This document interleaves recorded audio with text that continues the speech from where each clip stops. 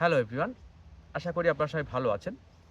আজকে যে টপিকটা নিয়ে আমি কথা বলতে চাই সেটা হচ্ছে ইনফ্লুয়েন্সিং টেকনিক বা ইনফ্লুয়েন্সিং ল্যাঙ্গুয়েজ প্যাটার্ন।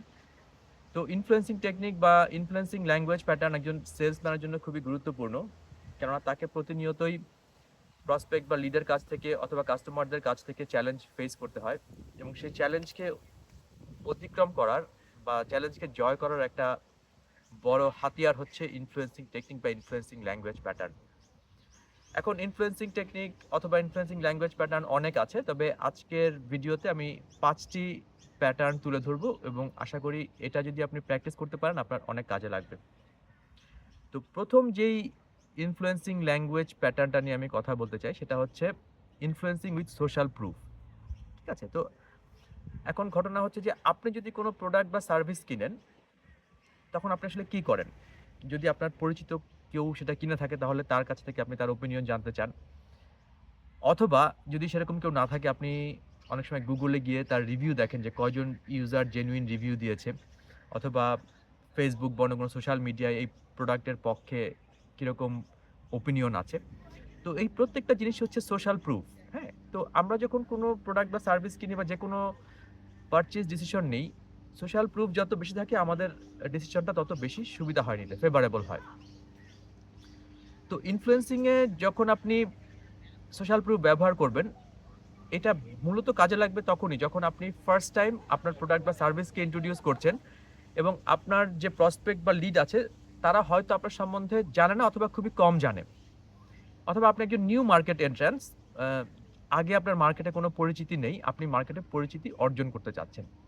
তো সেই ক্ষেত্রে আপনি যখন প্রেজেন্টেশন করবেন বা আপনার সেলস স্পিচটা দিবেন, আপনি অবশ্যই কোনো মার্কেটের রেফারেন্স দিবেন যে মার্কেটে আপনার প্রোডাক্ট বা সার্ভিসটি খুবই জনপ্রিয়। অথবা আপনি বলতে পারেন যে, এই ইন্ডাস্ট্রিতে আমার প্রোডাক্ট বা সার্ভিসটা খুবই জনপ্রিয় এবং এই কাস্টমাররা ব্যবহার করছে এবং এত বছর ধরে ব্যবহার করছে। এটা আসলে খুবই কার্যকর একটা সোশ্যাল প্রুফ ক্রিয়েট করে। যখন আপনি ফার্স্ট টাইম এরকম কোনো প্রেজেন্টেশন দিয়ে থাকেন, তো কাস্টমার ইমিডিয়েট একটা পজিটিভলি একটা ইমপ্যাক্ট ফিল করে যে হ্যাঁ, এই প্রোডাক্ট বা সার্ভিসটা একদম নতুন না। এটা তারা ইউজ করেছে বা এই ইন্ডাস্ট্রিতে তারা ইউজ করছে অলরেডি। সো সোশ্যাল প্রুফ আপনার ল্যাঙ্গুয়েজ প্যাটার্ন এ নিয়ে আসা বা প্রেজেন্টেশনের মধ্যে নিয়ে আসা যখন আপনি ফার্স্ট টাইম মার্কেট এন্ট্রান্স থাকবেন অথবা আপনার প্রোডাক্ট বা সার্ভিস সম্বন্ধে কাস্টমার খুব একটা জানে না, সেই সময়টা খুব একটা কাজে লাগবে আপনার, খুবই কাজে লাগবে।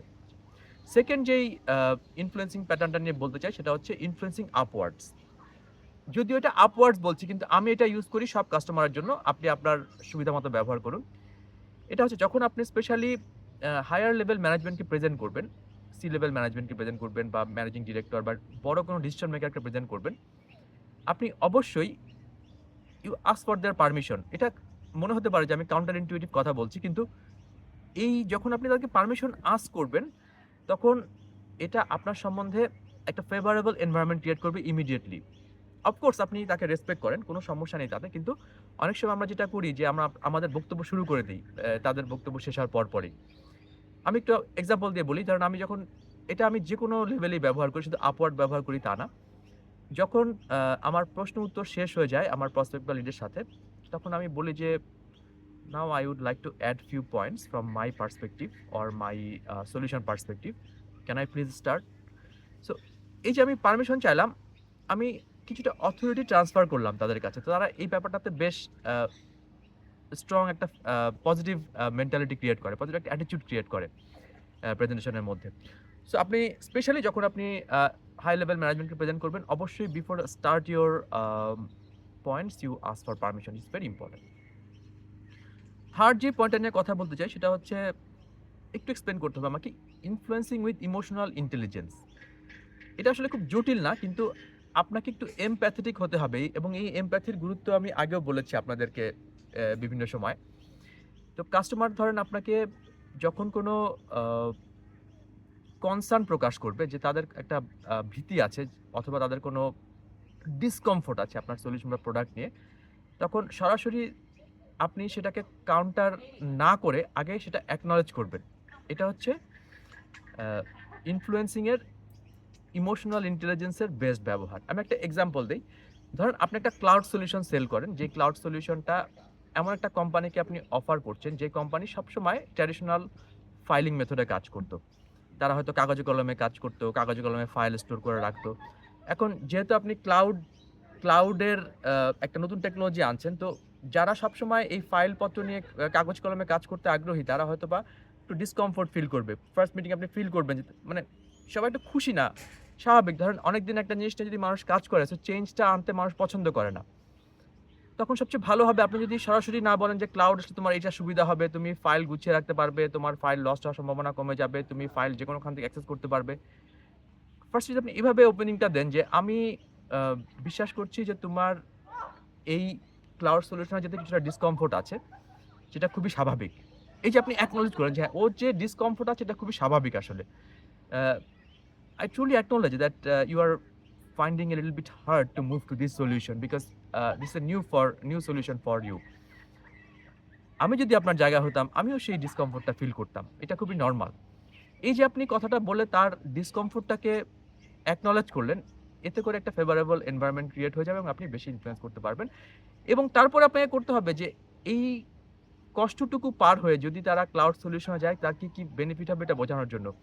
আপনি বলতে পারেন যে এখন একটা ফাইল সাইন করতে আপনাকে অফিসে আসতে হচ্ছে। কিন্তু যখন আপনি ক্লাউডে ফাইলটা পাবেন, তখন আপনি বাসায় বসে ই-সিগনেচারের মাধ্যমে আপনি ক্লাউড থেকে ফাইলটা সাইন করতে পারেন এবং আপনি আপনার অফিসে পাঠাতে পারেন। আপনি হোমে বসেও এই কাজটা করতে পারবেন। আপনার হয়তো ট্রাভেল করতে হবে না।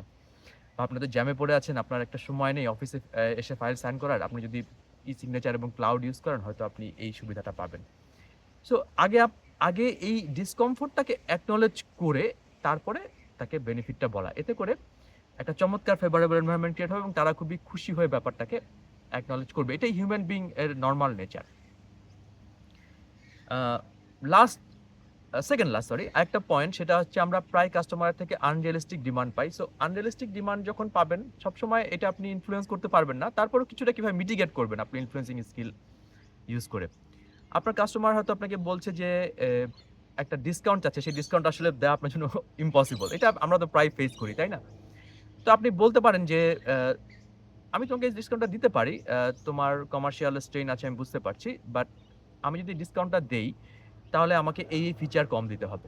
এটা কি তোমার জন্য ঠিক আছে? আসলে এটা সবসময় যে কাজ করবে তা না। এটা ডিপেন্ড করে সলিউশনের প্যাটার্ন এর উপরে। আর আপনার যেখানে আপনি পারবেন না, সেখানে তো আপনাকে অবশ্যই না বলতে হবে। কিন্তু আপনার যদি সুযোগ থাকে যে আপনি আনরিয়ালিস্টিক ডিমান্ডকে অ্যাকসেপ্ট করে এমন কোনো একটা সলিউশন দিতে পারবেন, যে সলিউশনটা হয়তো কাস্টমার পুরাপুরি চায়নি, আপনি সেটাকে মিট করে হাফ হার্টেড কিছু একটা দিচ্ছেন। তো এতে করে যেটা হবে, একটা ডায়ালগ এনভায়রনমেন্ট ক্রিয়েট হবে। কাস্টমার তখন তো বলবে, না এটা আমার ফিচার ছাড়া আমার চলবে না। তো আপনি বলতে পারেন, তাহলে তো আমি ডিসকাউন্ট অত দিতে পারছি না, আমাকে আরো কম দিতে হবে। মানে একটা ডায়ালগের মধ্যে আসা।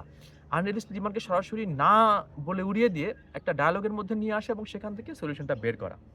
এখানে কিছুটা এমপ্যাথেটিক হতে হবে আরকি। এটা এমপ্যাথি ব্যাপারটা সবখানেই প্রয়োজন ভালো সেলস পারসন হতে গেলে। আচ্ছা, last but not the least, সেটা হচ্ছে যখন আপনার আ এমন কোনো রিকোয়েস্ট আপনি করবেন কাস্টমারকে যেখান থেকে রেজিস্ট্যান্স আসতে পারে। এটা একটা পিওর ল্যাঙ্গুয়েজ প্যাটার্ন এবং এটাকে আপনাকে প্র্যাকটিস করতে হবে রিয়েলি।